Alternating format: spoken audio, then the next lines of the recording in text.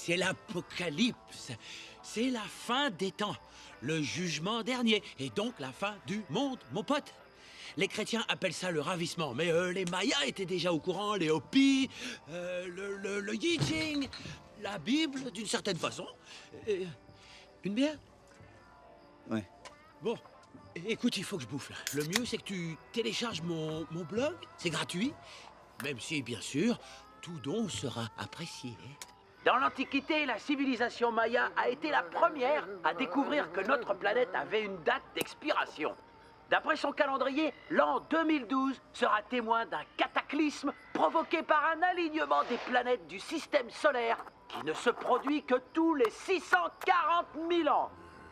Ça va pas recommencer. Puissant, hein? J'ai fait toute l'animation moi-même. Bien, admettons que la Terre soit une orange.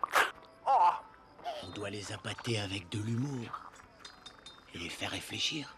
Notre Soleil se mettra à dégager des quantités si énormes de radiation. Ces petits saligots se nomment neutrinos. Que le noyau de la Terre, autrement dit, la chair de l'orange, fondra. Ce qui laissera l'écorce de notre planète libre de dériver. En 1958, le professeur Charles Hapgood a appelé ça mouvement de l'écorce terrestre. Albert Einstein lui a même apporté son soutien. Les enfants, ça va être la totale. Les forces de Dame Nature seront si destructrices qu'elles provoqueront la fin du monde. Le jour du solstice d'hiver, le 21, 12. Et surtout, n'oubliez pas, les amis, vous tenez cette info de Charlie Frost. C'est forcément un truc qu'on garde sous le manteau. Suffit d'y réfléchir 2 secondes, non? Primo, les bourses mondiales plongent. Et ensuite, c'est l'économie. Boum! Le dollar, boum! Et puis la panique absolue dans les rues. Guerre, génocide, boum, boum, boum! Ouais, mon cul, ce serait impossible de garder un secret aussi énorme, Charlie. Quelqu'un vendrait la mèche. Et une fois de temps en temps, une espèce de pauvre gogo essaie de le faire. Du genre de ces gens-là. Boum! Boum! Tout ce que tu vois là, tuez! Mais là, c'est le professeur Myers. Il dirigeait le programme de la navette Atlantis. Pourquoi tu le connaissais? Oui, il m'a aidé à documenter mon bouquin. Ah, mais j'imagine que c'était avant son accident. Myers est mort. Ah, ouais, il y a 2 mois, ouais.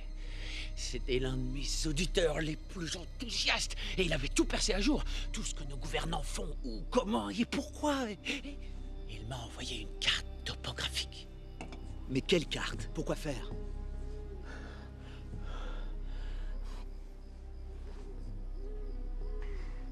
Ils construisent des vaisseaux spatiaux, mon pote.